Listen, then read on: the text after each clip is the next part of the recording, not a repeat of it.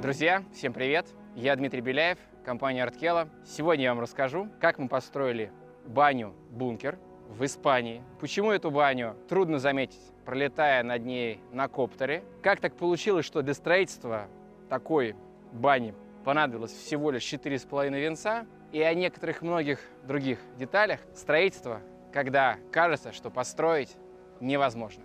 Но оказывается, что если очень захотеть, то можно и даже баню в Испании построить. Погнали!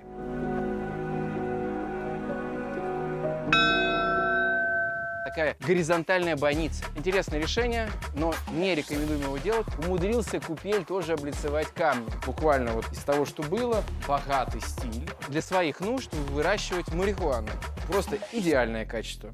Итак, водные. Есть сосед, который не хочет видеть баню ни с какого ракурса. Есть законодательство, которое, по сути, вообще запрещает какое-либо дополнительное строительство на участке. И есть огромное страстное желание нашего заказчика, чтобы была у него хорошая, настоящая русская баня с вениками, с настоящей печкой в таких вот ограниченных условиях. Думаю, вам будет интересно узнать, как построить просторную баню, которая не должна выступать из земли более чем на 2 метра. И вот почему.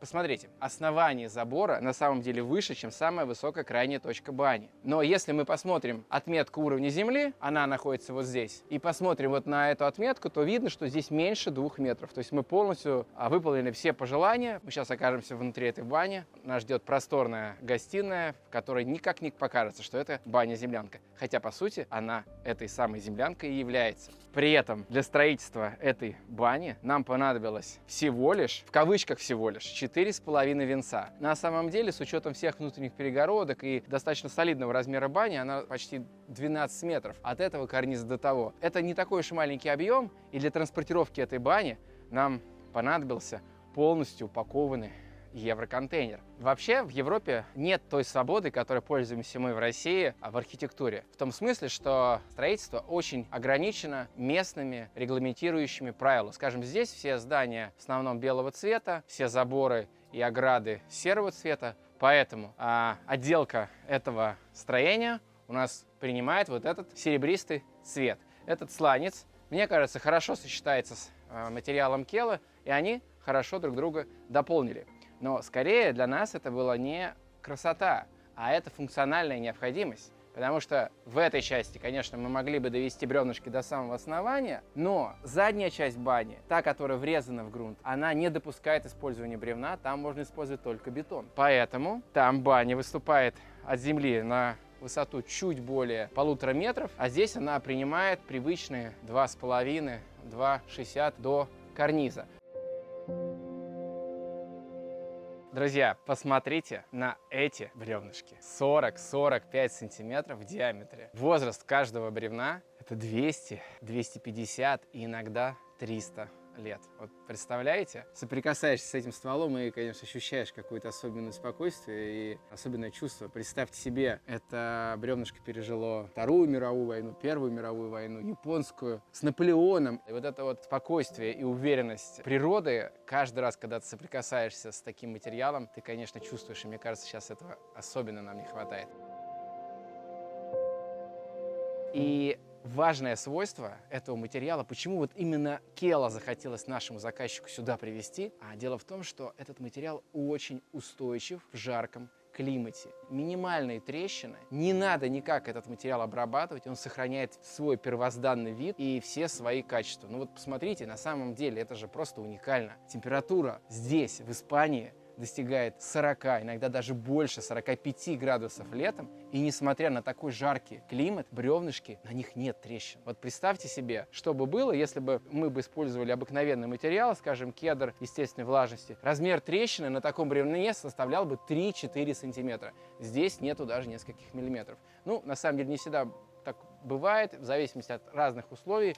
Могут появляться трещины на кела, но в любом случае эти трещины гораздо меньше, чем на обыкновенной древесине естественной влажности. Ну и, конечно, второй плюс, который очень важен для подавляющего большинства наших заказчиков, это запах, этот аромат. Вот даже здесь, на улице, стоя рядом с этими стенами, ты чувствуешь какую-то особенную атмосферу, особенный аромат соснового бора. Здесь вообще-то на берегу Средиземного моря очень много сосен можно увидеть, Но эти сосны совсем другого характера. Ты не встретишь таких плотных, мощных стволов, как здесь. Вот посмотрите, а плотность годовых колец составляет буквально 10, иногда даже 20 колец всего лишь в 1 сантиметре. Уникальный материал, который, на мой взгляд, безусловно, стоит того, чтобы привезти его с самого севера Европы практически на самый юг. И как видите, вот здесь, на юге, он чувствует себя очень уверенно, очень классно. Баня уже эксплуатируется 3-й год, и мы видим, что она себя проявляет очень достойно в этих условиях эксплуатации. Мы сегодня расскажем о всех важных ключевых компонентах этой бани, чтобы вы реализовывали проект, тоже знали о нашем опыте. Но я еще хочу остановиться и внимательно, чтобы вы посмотрели на качество не только материала, но и работы с ним. Несмотря на сложность некоторых форм, некоторые бревнышки, они очень фигуристые, очень своенравные по форме. Подгонка бревен, она реально сделана с большой любовью. Посмотрите, буквально с точностью до миллиметра подогнаны бревна, несмотря на свой вес, на свою плотность, на то, что работать с ними не так легко. И, конечно, классно, что никакой обработки дополнительной больше нам не требуется. То есть дерево, вот как мы взяли от природы, вот аккуратно его, максимально, без каких-либо повреждений перевезли на наше производство, там изготовили сруб и также аккуратно разобрали, упаковали в контейнер, перевезли через 1000 километров, здесь аккуратно выгрузили с контейнера, собрали, и теперь этот сруб радует нашего заказчика, радует его гостей своей, конечно, выразительной, художественной, природной силой.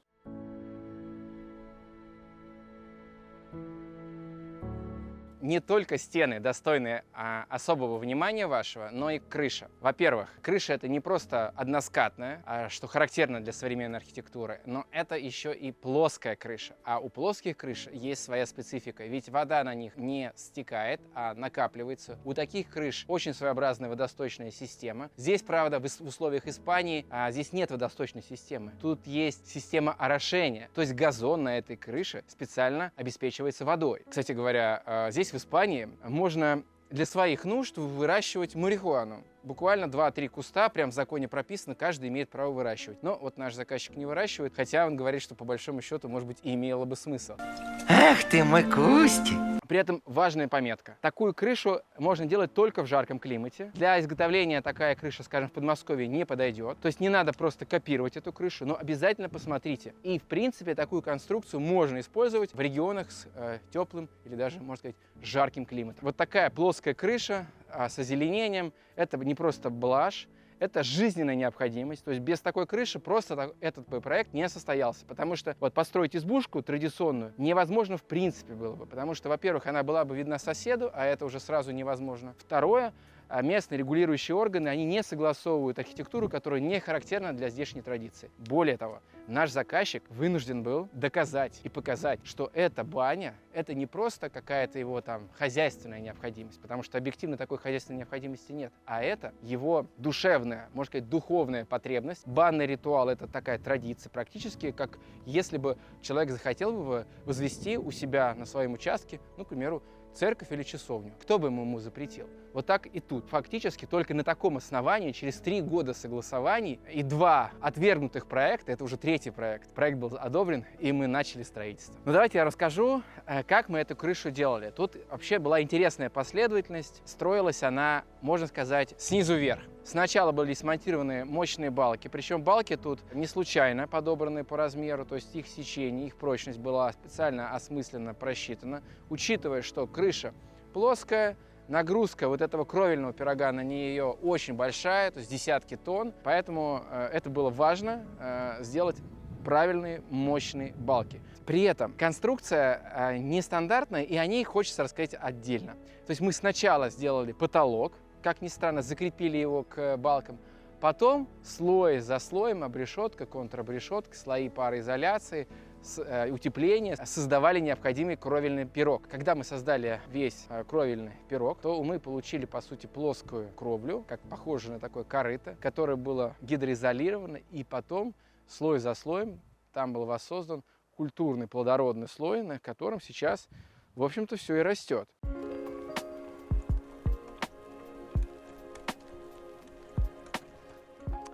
Да, конечно, у этой кровли есть еще одно важное ценное преимущество.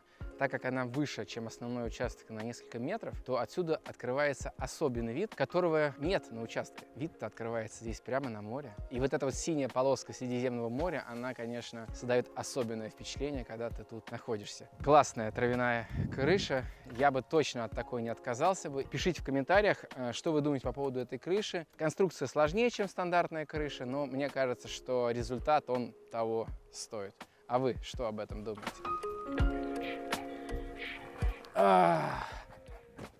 Вот прям точно я знаю, что это один из серьезнейших недостатков этого проекта – отсутствие хорошей, удобной, комфортной, широченной лестницы на эту замечательную крышу.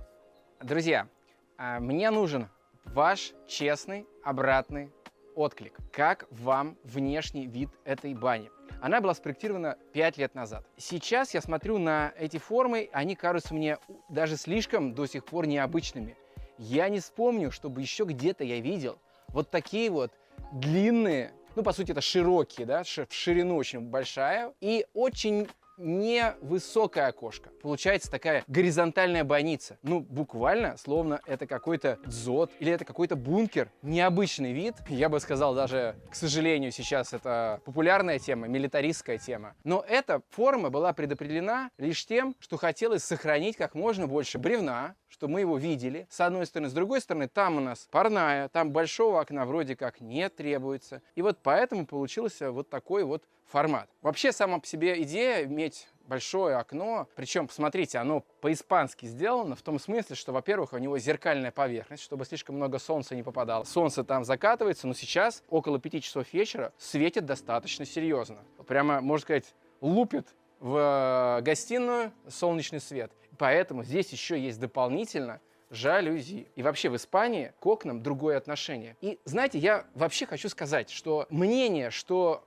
большие окна от пола до потолка – это примета только южных регионов, в корне неверно. На самом деле именно финская архитектура, шведская архитектура как раз предполагает такие открытые фасады, большие площади остекления, потому что солнца не хватает в этих регионах. А здесь, в Испании, на самом деле люди прячутся от солнца. И в этом смысле большие площади остекления здесь не меньшая проблема, чем на севере, скорее даже больше, потому что нужно охлаждать, потому что нужно защищаться от просто яркого света. Поэтому что вы думаете по поводу вот такого панорамного окна, которое зеркальное и еще к тому же защищено жалюзи?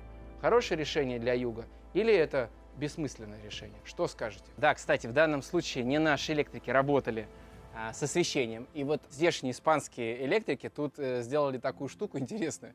Они скрыто провели проводку прямо в утеплителе крыши. Настоятельно не рекомендую делать подобную систему в России. Но здесь она, наверное, имела смысл. И вот почему. Дело в том, что подвод проводов, конечно, в целом, даже если провода сделаны классно, открытые, винтажные, ну, все-таки это некий какой-то, может быть, лишний элемент. И когда есть возможность провода скрыть, надо этим пользоваться. Но в данном случае вот эта гофрированная трубка, куда заведен кабель, это риск, что через нее будет попадать холод, если бы это была Россия, или может попадать пар.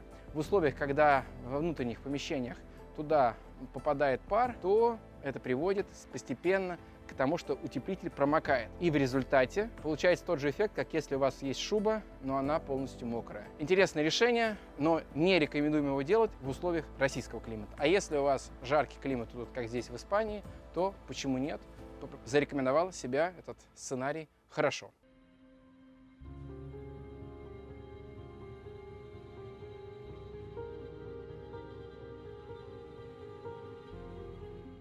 Эх, не углядели мы за плиточником, ну, точнее, за каменщиком. Любит он свою работу и вот умудрился купель тоже облицевать камнем. Ну, а если, кроме шуток, то здесь, в Испании, найти дубовую купель, вот как мы любим, оказалось достаточно сложно, и проще сделать мини-бассейн с отделкой вот такой мозаикой, чем получить купель. Что скажете о таком формате? Как вам такое массивное каменное купелище? Мне немного непривычно, но, возможно, такой формат тоже кому-то понравится. Я, кстати говоря, однажды видел на Гавайях огромные ванны из цельного камня с выдолбленным внутри пространством. Я думаю, что такие тоже нужно нам в ванной попробовать. Ну а пока ждем оценок по поводу этой мозаики.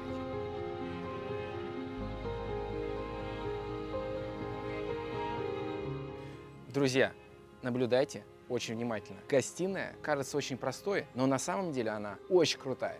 Потому что, во-первых, она находится на глубине полметра от ватерлинии, причем по высокой части. А вот здесь более 1,5 метров. Это уровень ее заглубления. То есть она большей частью в земле погружена, чем выступает наружу. Кстати говоря, этот формат в Финляндии очень активно использовался. Тогда, грубо говоря, экономили и тепло, и материал, потому что при такой компоновке минимальное количество материала используется, а тепло на самом деле очень хорошо сохраняется. Но это в Финляндии сохраняется. А здесь, в Испании, это очень хорошее решение в том плане, что от грунта не греется помещение. Фактически здесь прохладно даже в самое жаркое лето. Но на самом деле здесь, конечно, и зеркальные окна, и жалюзи работают, да плюс еще тут и кондиционер. Поэтому это очень кайфовое пространство. При этом, конечно, оно очень своеобразно сделано в плане обустройства. То есть, например, очень простые стены. Это обыкновенная доска, я называю стиль это забор, без каких-либо изысков. Самые обыкновенные кожаные диван, кресла, такие лубочные картины, нарочито простая баня. Наш заказчик, потратив немалые деньги, на самом деле, на стройку этой бани, он сказал, что он не хочет в интерьере делать какой-то богатый стиль, он хочет, чтобы это была функциональная, простая баня, где-то даже нарочито простая. То есть прям по максимуму все просто. Ну, посмотрите на кухню. Это вот сухостойная доска Кела, сделали прям мастера буквально вот, из того, что было. Ледогенератор, небольшая раковина, прям аскетизм, я бы даже сказал. То же самое можно сказать и про, например, вот этот стол. То есть стол-лавка, это сделано из Кела, но в очень простом, лаконичном стиле. Это делала не наша мастерская, это делали наши плотники, опять-таки из того материала, который здесь был. Я, конечно, привык к другим нашим гостиным, но мне интересно ваше мнение. Вот такой аскетизм, он уместен? Или вам бы все-таки хотелось чего-то более такого солидного, дорогостоящего, изысканного?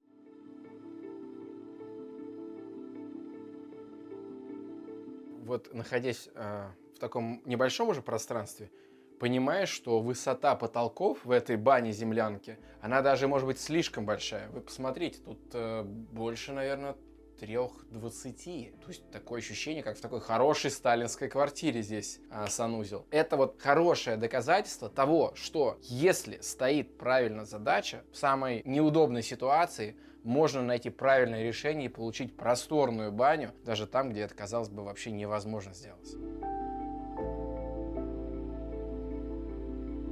Моечная. Это второе по значимости помещение в бане после парной. Посмотрите, как здесь все мы организовали. Благодаря каменному поясу очень естественно, органично получается отделка. То есть, по сути, можно любую плитку использовать, прямо на бетонную поверхность ее укладываем, без каких-то дополнительных там каркасов и прочего, потому что если, например, это был бы полноценный сруб, то мы сначала делаем каркас, который защищает от усадки, и потом уже на него делаем плитку. А тут прям плитка укладывается на монолитную стену. При этом мы все равно ощущаем это пространство как бревенчатое. Здесь есть атмосфера сруба, здесь есть атмосфера дерева. Кстати говоря, вот просто посмотрите на вот эти красоты. Вот тут смола и грунт, и какая-то вот былинки, они буквально из карельского леса сюда приплыли, и ничего не мешает до сих пор ими любоваться. Вот пройдут года, наверное, вот этот вот кап у нас будет радовать карельскими декоративными элементами. Вот посмотрите, вот еще классный кап, из которого прям течет смола. Вот тут морозом такая вот полоса по дереву, немножко завитая, украшает.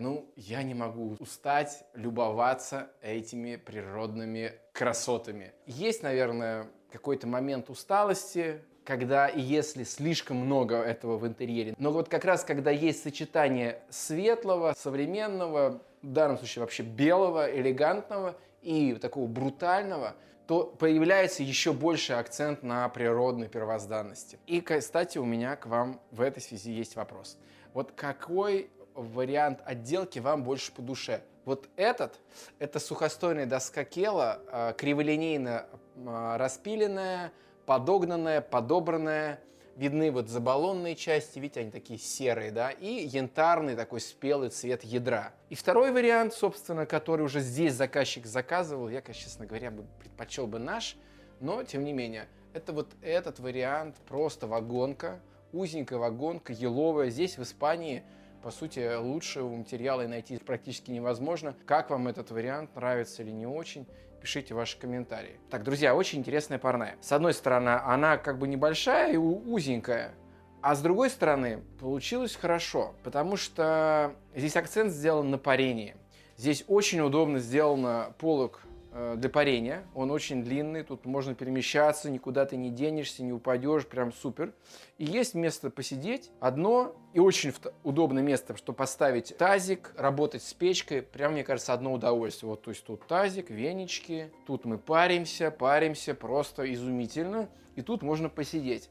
Другое дело, что много пассажиров посидеть тут не разместить. Но эта баня на это и не рассчитана. И самый, наверное, тут важный элемент, да не только тут, вообще в любой парной, это печка. Печка здесь по серму. Что это означает? Что здесь мелкодисперсный пар, который непосредственно получается от взаимодействия с камнями, которые, в свою очередь, прямо в огне прогреваются. И когда только огонь прогорает полностью, ну, в данном случае, я не точно говорю, это не огонь. Тут, кстати говоря, электрическая печка, и это неплохо, это хорошо.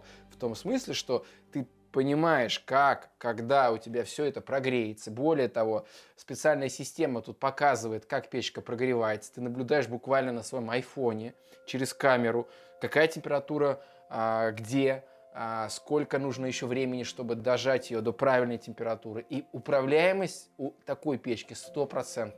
Да, нет этого запаха дров, но на самом деле в парной, учитывая то количество трав, то количество веников, то количество вообще всяких масел, которые тут используются, вот этот запах, я бы не сказал, что ты его реально можешь почувствовать. Его можно почувствовать где-то на дальних подступах парной, когда вот разогреваешь печку. Но когда ты уже печку разогрел, и когда она уже в режиме работы, ни о каком запахе дров реально речи не идет. Но бренд, вот что баня на дровах, он, конечно, рулит, все в это верят, хотя на самом деле не важно, на дровах, на электричестве, на газе печка, важно какой метод. Вот здесь метод по серму. То есть непосредственно печной заряд разогревается в данном случае электродами, либо это может быть газовой горелкой, либо это может быть дровами, непосредственно контакт. А в печке по белому там другой принцип. Огонь в одном пространстве, потом есть металлическая стенка, которая отделяет это пространство от печного заряда. Минус в том, что ты не можешь в такой печке получить максимально разогретый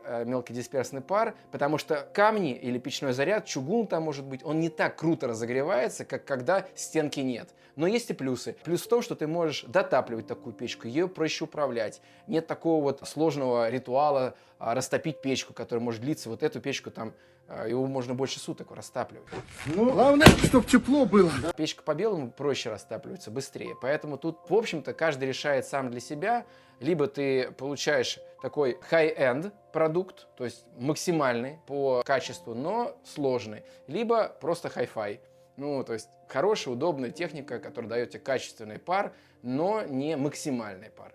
Вот. Ну и есть, скажем так, что-то типа, но не про то, не про настоящую баню. Это саунного типа печки, где просто горка камней, ведро камней, и ты на них льешь воду. Ну, такими печками мы вообще практически не занимаемся.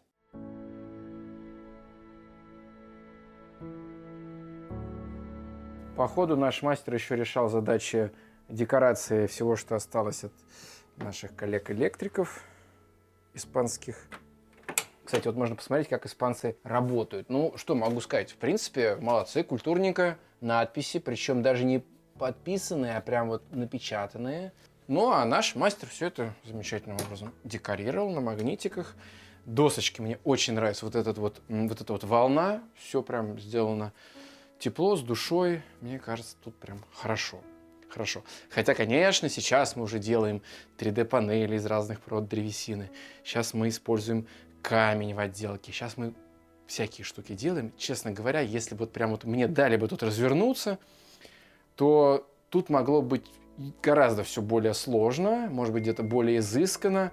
Но вот наш заказчик хотел по-простому, по-деревенски. Он вообще вспоминал очень часто именно свою деревенскую баню, здесь находясь в Испании, и он много путешествует из Великобритании сюда, отсюда обратно летает. И вот в этой жизни, в современных мегаполисах, в современном ритме ему хотелось иметь такое вот родовое гнездо, гнездышко в виде бани с напоминанием о том, как это когда-то было у него в деревне у бабушки.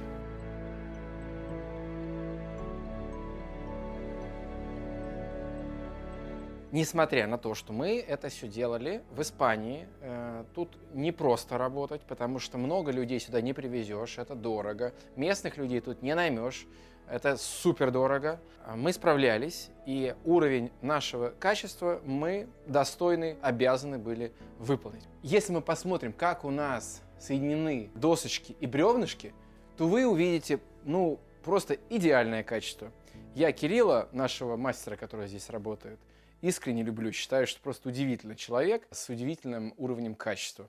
Вот просто посмотрите внимательно, как досочки утоплены в бревнышке. Каждая досочка имеет в бревнышке свою форму выборки и аккуратненько в нее утоплена. И еще здесь у нас, конечно, невероятный микс. Вот посмотрите, самоварчики, вот эти лубочные картинки, вот это зеркало, такое странное, немножко ампирное. И при этом светильники здесь прям очень крутые, очень дорогие. Вот так, тут такой микс. Ну, вот то, что было у нашего заказчика под рукой, вот то он как бы тут расставил, разложил.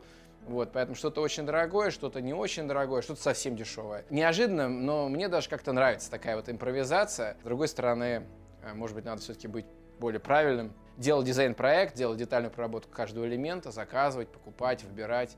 Или все-таки жизнь, она все на своих местах по-своему все равно расставит. Какой принцип ближе вам? Ответьте, пожалуйста.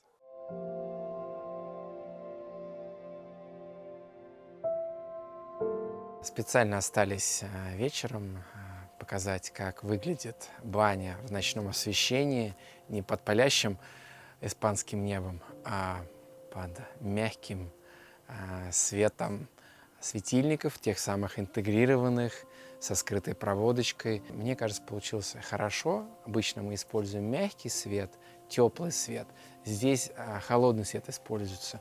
Но все равно вот эта атмосфера бревенчатых стен, она смягчает ощущения и хорошо. Не знаю, как вам, но мне кажется, хороший получился образ у этой бани, несмотря на очень нестандартный вид и несмотря на очень необычный подход архитектора Виталия Ангаткина, мне кажется, баня получилась прям особенно классной, душевной. Друзья, мы сейчас строим очень интересную баню, тоже с плоской крышей, только большего размера, да еще к тому же крыша там стоит на стеклянных стенах.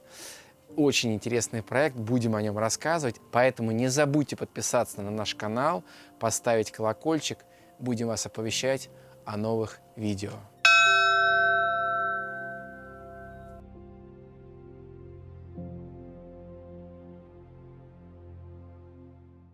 Друзья, объявляем победителя конкурса. Чтобы получить свой приз, напишите нам на почту youtube@artkela.ru.